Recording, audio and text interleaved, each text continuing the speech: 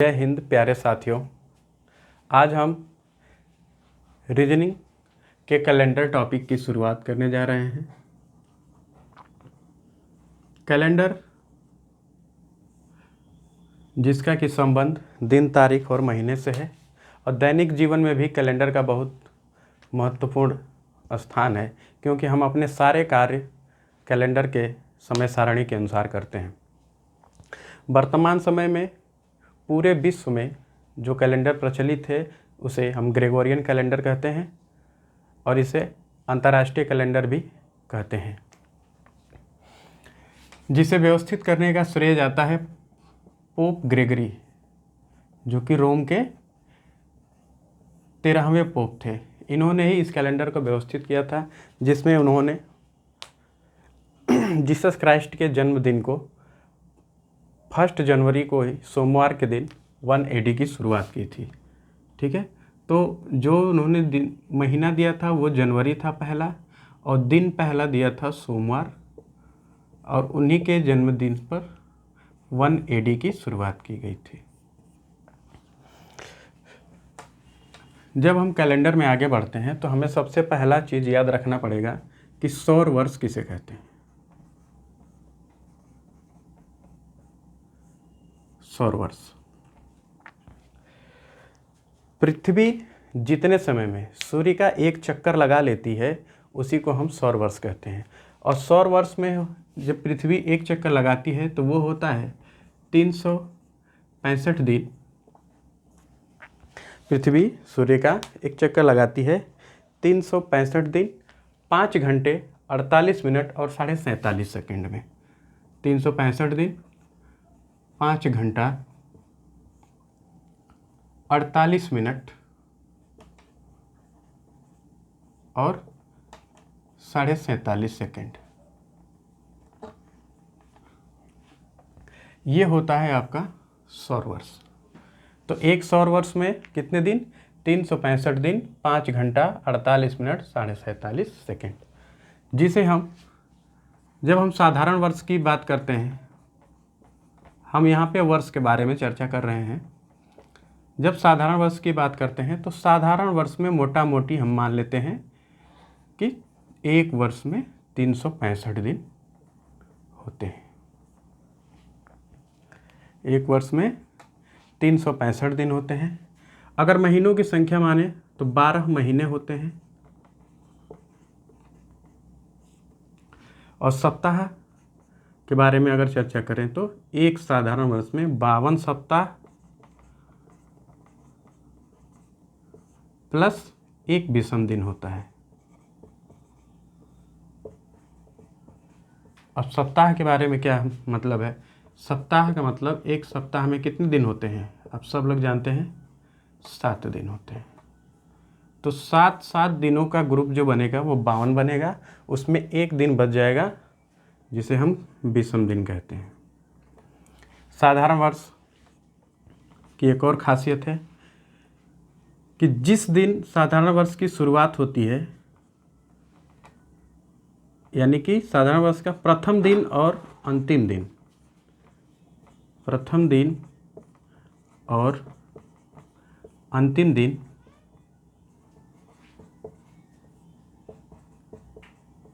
समान होता है। ठीक है, प्रथम दिन और अंतिम दिन समान होता है। इस कहने का मतलब है कि यदि 1 जनवरी 2011 को सोमवार है तो 31 दिसंबर 2011 को भी सोमवार ही होगा। इतनी बात।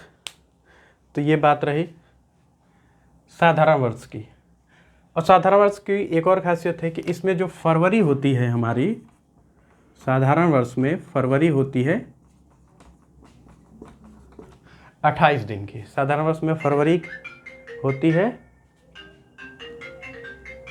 28 दिनों की। तो इतनी बात हो गई साधारण। तो हम यहाँ पे सीखे कैलेंडर में कि सौर वर्ष क्या होता है, पृथ्वी जितने समय में सूर्य का एक पूरा चक्कर लगा लेती है उसी को हम सौर वर्ष कहते हैं। वो कितने दिन में होता है, 365 दिन 5 घंटे 48 मिनट 47 सेकेंड में। इतनी बात हो गई। फिर साधारण वर्ष 365 दिन 12 महीने 52 सप्ताह प्लस एक विषम दिन। प्रथम दिन जो होगा वही अंतिम दिन होगा, यह साधारण वर्ष की खासियत है। और फरवरी इसमें 28 दिन की होगी। अब हम जानते हैं लीप वर्ष, कि लीप वर्ष क्या होता है।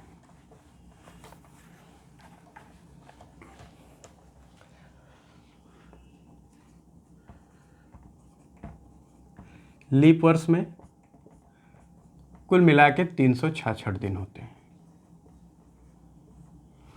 जो ये एक अतिरिक्त दिन आया है वो कहाँ से आया है, यही 5 घंटे 48 मिनट और 47 सेकेंड को मिला के हर 4 वर्ष में, ये इस लगभग में 6 घंटा मान लिया जाता है। और हर 4 वर्ष में ये 24 घंटा बढ़ के एक दिन प्लस होता है, तो वही होता है लीप वर्ष में 366 दिनों की संख्या हो जाती है। अब इसमें सप्ताह की बात करें तो इसमें 52 सप्ताह होंगे प्लस 2 विषम दिन होंगे।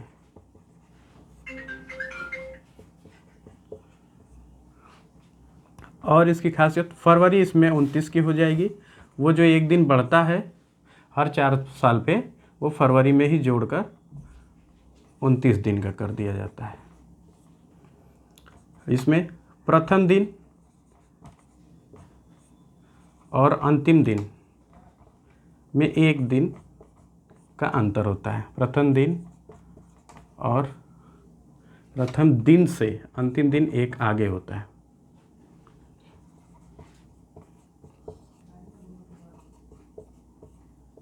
एक अधिक होता है। मतलब अगर लीप वर्ष है तब अगर 1 जनवरी 2012 को सोमवार है तो 31 जनवरी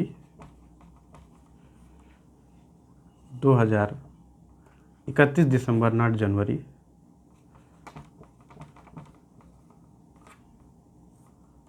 12 को क्या होगा, एक दिन अधिक होगा, यानी कि मंगलवार होगा। पॉज करो।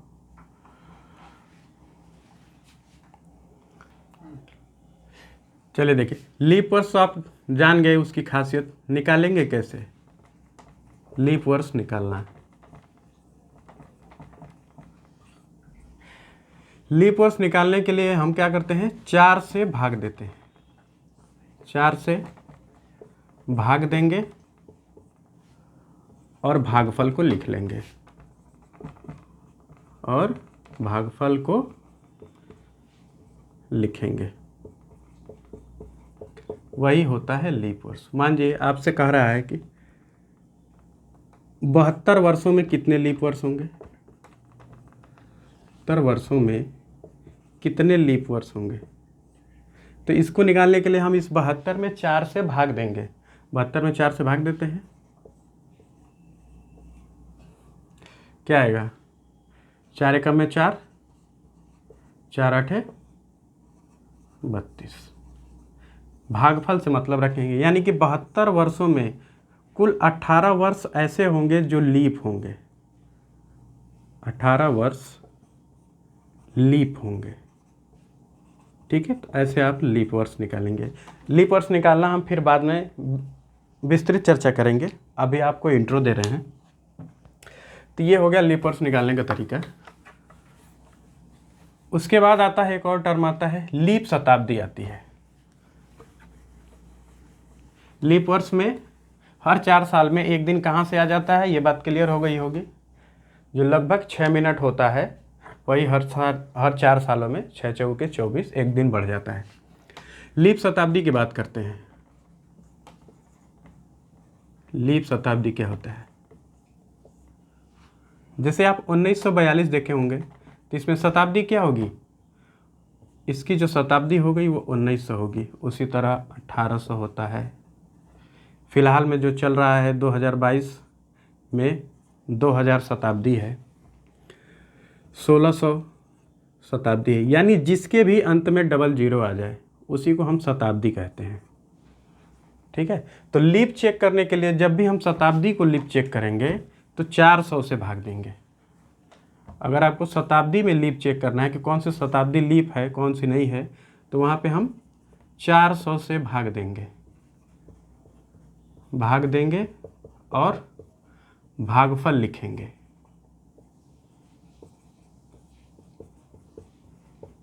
जैसे हमें चेक करना है 1900, 1700, 1800, 1600, इन चारों में कौन सी शताब्दी लीप वर्ष है, इसको अगर चेक करना है तो हम इसमें 400 से भाग देंगे। 400 से भाग देते हैं, देखिए 400 से भाग देते हैं, ये तो कट जाएगा पूरी तरह, 4 चौके 16, यानी कि 1600 क्या है, लीप शताब्दी है।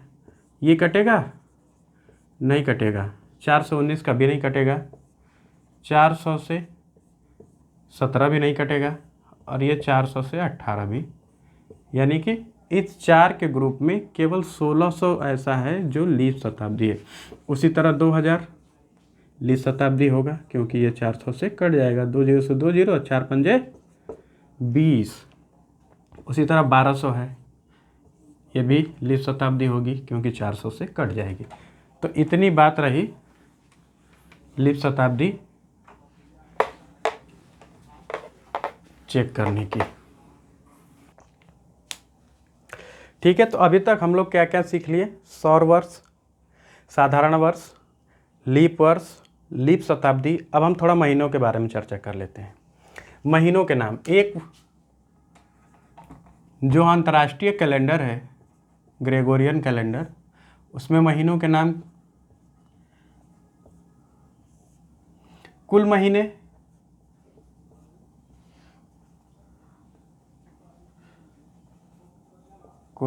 हो जाएंगे 12।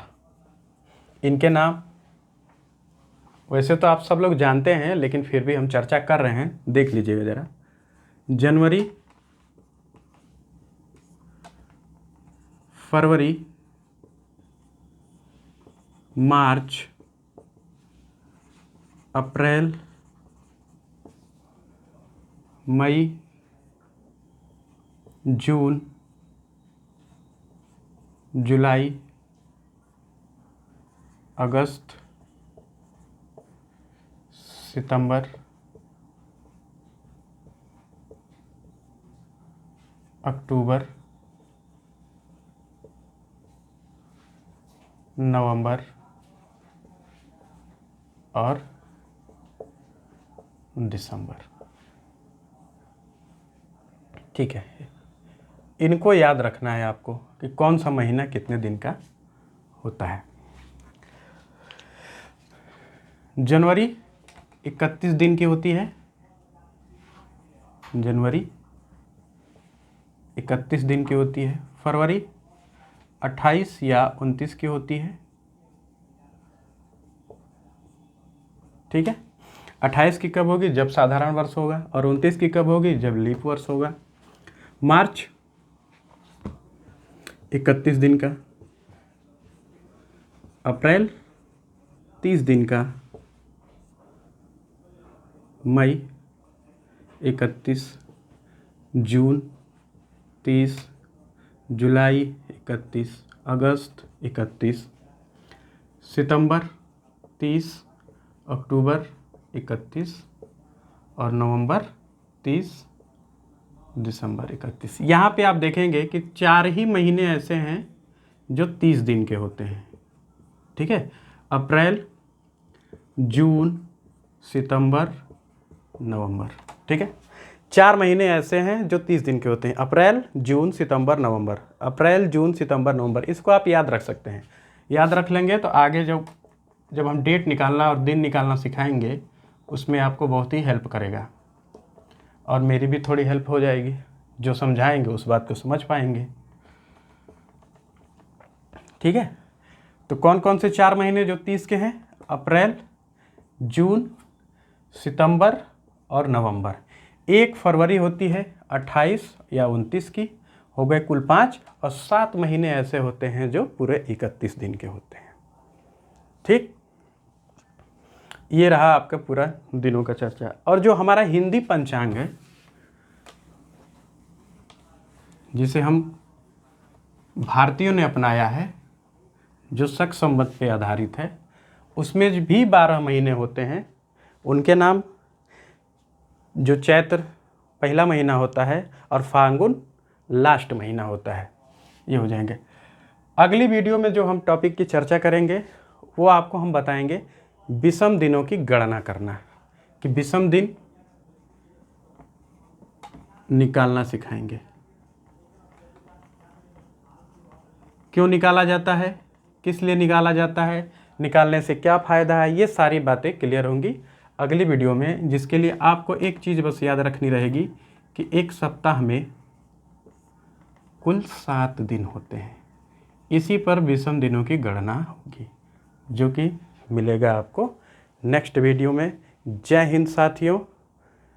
अगर आपको वीडियो पसंद आए तो चैनल को सब्सक्राइब करें और वीडियो को लाइक करें।